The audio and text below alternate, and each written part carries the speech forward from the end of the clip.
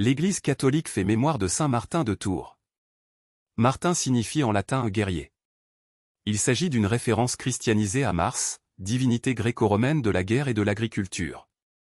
De nombreux Martins ont illustré ce prénom, comme le pape Saint Martin Ier, célébré le 13 avril et Saint Martin de Porres au Pérou, fêté le 4 novembre.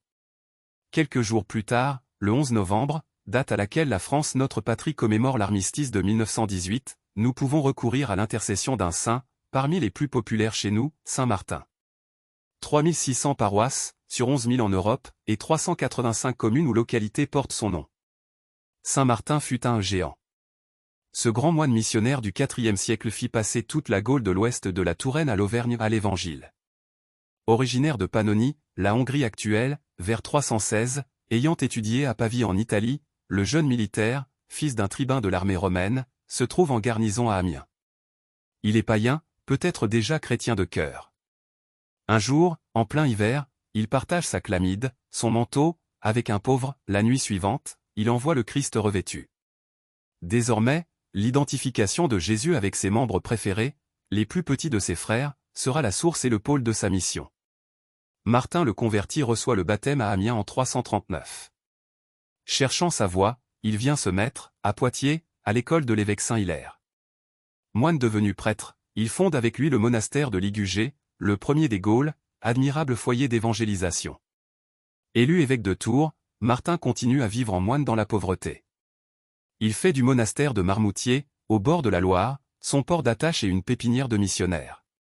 Avec eux, il sillonnera tout l'ouest de la Gaule, encore massivement païenne. L'évêque Martin multiplie les communautés monastiques, il crée le premier réseau de paroisses rurales. Il paie de sa personne, vaillant routier de l'Évangile, arrachant les arbres sacrés et brisant les idoles.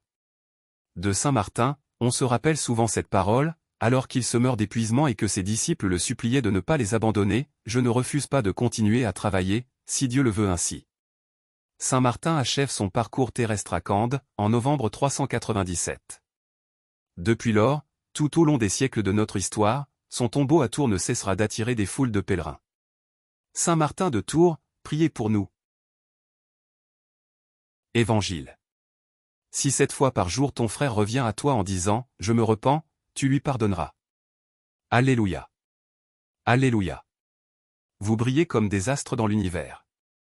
En tenant ferme la parole de vie. Alléluia. Évangile de Jésus-Christ selon saint Luc. En ce temps-là, Jésus disait à ses disciples: Il est inévitable que surviennent des scandales, des occasions de chute. Mais malheureux celui par qui cela arrive. Il vaut mieux qu'on lui attache au cou une meule en pierre, et qu'on le précipite à la mer, plutôt qu'il ne soit une occasion de chute. Pour un seul des petits que voilà. Prenez garde à vous-même. Si ton frère a commis un péché, fais-lui de vifs reproches. Et, s'il se repent, pardonne-lui. Même si 7 fois par jour il commet un péché contre toi. Et que 7 fois de suite il revienne à toi. En disant, je me repens. Tu lui pardonneras.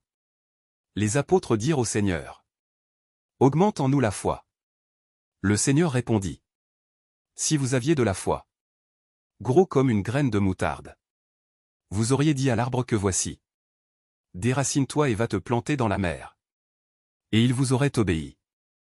Acclamons la parole de Dieu. Louange à toi Seigneur Jésus.